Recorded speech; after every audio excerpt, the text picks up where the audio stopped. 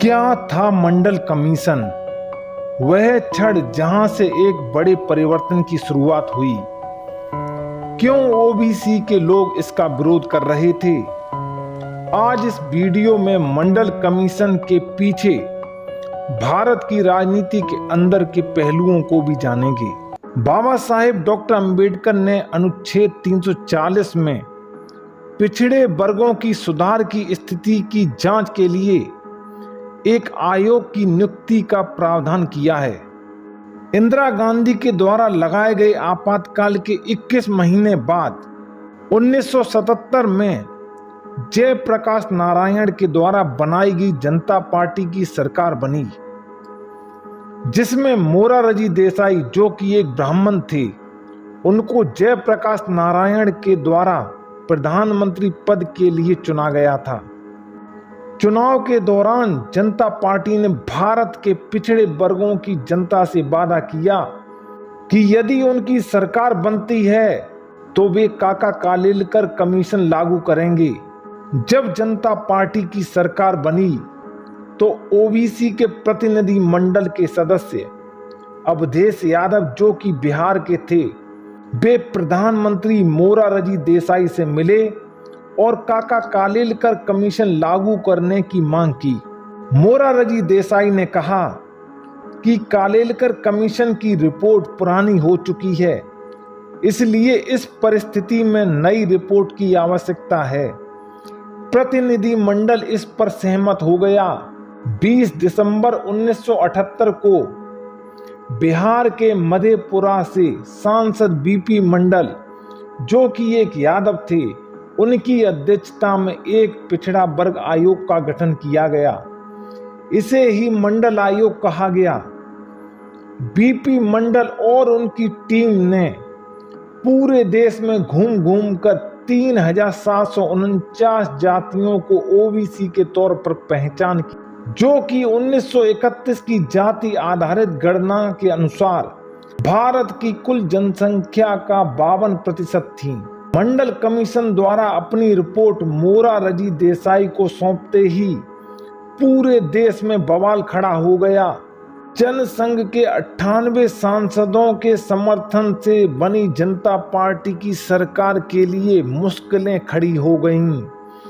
उधर अटल बिहारी वाजपेयी के नेतृत्व में जनसंघ के सांसदों ने दबाव बनाया कि अगर मंडल कमीशन लागू करने की कोशिश की गई तो वे सरकार गिरा देंगे। परिणाम स्वरूप 1979 में मोरारजी देसाई की सहमति से जनता पार्टी की सरकार गिरा दी। इसी दौरान भारत की राजनीति में एक क्रांति की भूमिका तैयार हो रही थी, जिसका नेतृत्व आधुनिक भारत के महानतम राजनीतिक मान्यवर काशीराम कर रहे थे। काशीराम जी ने 6 दिसंबर 1978 को अपनी बौद्धिक बैंक वामसेप की स्थापना की, जिसके माध्यम से मंडल कमीशन को लेकर ओबीसी समाज के बीच में देशव्यापी जागरण कार्यक्रम चलाए गए। मान्यवर काशीराम के जागरण कार्यक्रम अभियान के फलस्वरूप देश के ओबीसी को मालूम पड़ा कि उनकी संख्या देश में 52%, मगर शासन प्रशासन में उनकी संख्या मात्र 2% है, जबकि 15% सवर्ण जातियां प्रशासन में 80% हैं। इस प्रकार के सारे आंकड़े मंडल कमीशन की रिपोर्ट में थे, जिसको जनता के बीच ले जाने का कार्यक्रम मान्यवर काशीराम ने किया। अब ओबीसी जागरूक हो रहा था। 1980 के चुनाव में इंदिरा गांधी को आरएसएस का समर्थन मिला। 353 सीट जितवाकर प्रधानमंत्री बनाया गया। उधर अटल बिहारी वाजपेयी ने जनसंघ समाप्त करके बीजेपी बना दी। इसी दौरान गुजरात में आरक्षण के विरोध में प्रचंड आंदोलन चला। सबसे ज्यादा मजे की बात तो यह थी कि जिस ओबीसी के लिए यह कमीशन लागू हो रहा था, वह स्वयं बड़ी संख्या में कमीशन के विरोध में था, क्योंकि ब्राह्मण, बनिया और मीडिया ने प्रचार किया कि जो आरक्षण SC ST को पहले से मिल रहा है वह और बढ़ने वाला है। नरेंद्र मोदी जी भी इसी आंदोलन के नेतृत्व करता थे। गुजरात में अनुसूचित जाति के लोगों के घर जलाए गए। इधर मान्यवर काशीराम अपने मिशन को दिन दूनी रात चौगुनी गति से बढ़ा रहे थे।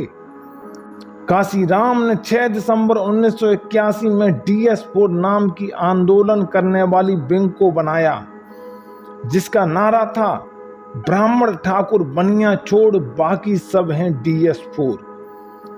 DS4 के माध्यम से काशीराम ने एक और प्रसिद्ध नारा दिया, मंडल कमीशन लागू करो वरना सिंहासन खाली करो। इस प्रकार के नारों से पूरा भारत गूंजने लगा था। इसी दौरान भारत में एक और बड़ी घटना घटित हुई। जनरैल सिंह भिंडरावाला, जो कि खालिस्तान आंदोलन का नेता था, जिसको कांग्रेस ने अकाल तख्त का विरोध करने के लिए खड़ा किया था, उसने स्वर्ण मंदिर पर कब्जा कर लिया। RSS और कांग्रेस ने योजना बनाई कि अब मंडल कमीशन के आंदोलन को भटकाने के लिए हिंदुस्तान वर्सेस खालिस्तान का मामला खड़ा किया जाए। इंदिरा गांधी ने आर्मी प्रमुख जनरल SK सिन्हा को हटा दिया। जनरल SK सिन्हा ने अपना इस्तीफा दे दिया। इंदिरा गांधी ने साउथ के ब्राह्मण कृष्ण स्वामी सुंदर को नया प्रमुख बनाया और इंदिरा गांधी के कहने पर ऑपरेशन ब्लू स्टार योजना बनाई। स्वर्ण मंदिर के अंदर टैंकों को घुसा दिया गया। पूरी आर्मी हिल गई।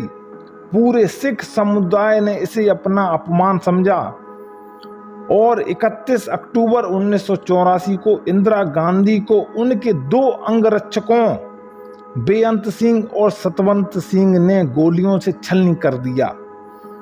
मंडल कमीशन को दबाने वाले षड्यंत्र का बदला शासक वर्ग ने इंदिरा गांधी की जान देकर चुकाया। इंदिरा गांधी की हत्या के बाद राजीव गांधी को नया प्रधानमंत्री मनोनीत कर दिया गया। काशीराम ने मंडल कमीशन का मुद्दा बड़ी जोर शोर से प्रचारित किया, जिससे उत्तर भारत के पिछड़े वर्ग में एक नई तरह की सामाजिक राजनीतिक चेतना जागृत हुई। जागृति का परिणाम था कि पिछड़े वर्ग में नया नेतृत्व करने के लिए कर्पूरी ठाकुर, लालू यादव, मुलायम सिंह का उभार हुआ। उधर राजीव गांधी की सरकार में VP सिंह रक्षा मंत्री थे। बोफोर्स रक्षा सौदा भ्रष्टाचार राजीव गांधी की सहायता से किया गया। VP सिंह ने इसको मुद्दा बनाकर अलग जन मोर्चा बनाया। BSP ने मंडल कमीशन लागू करने के लिए सन 1984 में 1 अगस्त से 14 अगस्त तक जेल भरो आंदोलन किया था। इस दौरान BSP ने संसद भवन के सामने बोट क्लब पर अपने 3749 कार्यकर्ताओं के साथ धरना प्रदर्शन किया तथा गिरफ्तारियां भी दीं। काशीराम ने 3749 संख्या इसलिए चुनी थी क्योंकि मंडल कमीशन के अंदर 3749 जातियों का ही समावेश था। बाद में मंडल कमीशन की फाइनल रिपोर्ट में 3743 जातियों का ही नाम आया, जिसमें से 88 जातियां मुस्लिम समाज की भी समायोजित की गईं। 1989 के चुनाव में पूरे उत्तर भारत में काशीराम बहुजन समाज के नायक बनकर उभरे। उन्होंने 13 जगहों पर चुनाव जीता, जबकि 176 जगह वे कांग्रेस का पत्ता साफ करने में सफल रहे। VP सिंह के गठबंधन को 144 सीटें मिली। इस प्रकार VP सिंह नए प्रधानमंत्री बने। प्रधानमंत्री बनते ही OBC नेताओं ने मंडल कमीशन लागू करने का दबाव डाला। VP सिंह ने बहानेबाजी की। अंत में निर्णय लेने के लिए चौधरी देवीलाल की अध्यक्षता में एक कमेटी बनाई गई। चौधरी देवीलाल ने कहा कि इसमें जाटों को भी शामिल करो, फिर लागू करो। VP सिंह ने इनकार कर दिया। चौधरी देवीलाल नाराज होकर काशीराम के पास चले गए। काशीराम और देवीलाल ने मिलकर बीपी सिंह के विरोध में विशाल रैली का आह्वान कर दिया। उसी दौरान शरद यादव और रामविलास पासवान ने भी बीपी सिंह से कहा, हमारे नेता आप नहीं, चौधरी देवीलाल हैं। अगर आप मंडल कमीशन लागू कर दें तो हम आपके साथ रहेंगे, अन्यथा हम भी देवीलाल और काशीराम का साथ देंगे। बीपी सिंह की कुर्सी संकट से घिर गई। कुर्सी बचाने के लिए 7 अगस्त 1990 को बीपी सिंह ने मंडल कमीशन लागू करने की घोषणा कर दी। सारे देश में बवाल खड़ा हो गया। देश के हालात बिगड़ गए। जगह जगह आरक्षण के विरोध में नारे लगे। सवर्ण जातियों के युवा आरक्षण मुद्दे को लेकर सड़क पर निकल आए। लिहाजा मंडल कमीशन के विरोध में सुप्रीम कोर्ट के 31 ब्राह्मण वकील सुप्रीम कोर्ट पहुंच गए। लालू यादव बिहार के मुख्यमंत्री थे। पटना से दिल्ली आए। सारे ब्राह्मण बनिया वकीलों से मिले। कोई भी वकील पैसा लेकर भी मंडल कमीशन के समर्थन में लड़ने के लिए तैयार नहीं था। लालू यादव ने राम जेठमलानी से निवेदन किया, मगर राम जेठमलानी क्रिमिनल लॉयर थे। फिर भी राम जेठमलानी यह केस लड़ने के लिए तैयार हो गए। मगर सुप्रीम कोर्ट ने 4 बड़े फैसले ओबीसी के विरोध में दिए। उसमें जो निर्णय दिए थे वे थे, केवल 1800 जातियों को ही ओबीसी माना जाए। 52% ओबीसी को 52% आरक्षण देने के बजाय संविधान के विरोध में जाकर 27% ही आरक्षण होगा। ओबीसी को आरक्षण होगा पर प्रमोशन में नहीं। क्रीमी लेयर होगा, अर्थात जिस ओबीसी का इनकम 1 लाख होगा उसे आरक्षण नहीं मिलेगा। इसका एक आशय यह भी था कि जिस ओबीसी का लड़का महाविद्यालय में पढ़ रहा है उसे आरक्षण नहीं मिलेगा। जो ओबीसी गांव-गांव में भैंस बकरी चरा रहा है उसे आरक्षण मिलेगा। ये तो वही बात हो गई कि दांत वाले से चना छीन लिया और बिना दांत वाले को चना देने की बात करते हैं ताकि किसी को आरक्षण का लाभ ना मिल सके। मंडल को रोकने के लिए कई हथकंडे अपनाए गए, जिसमें राम मंदिर आंदोलन सबसे बड़ा हथकंडा था।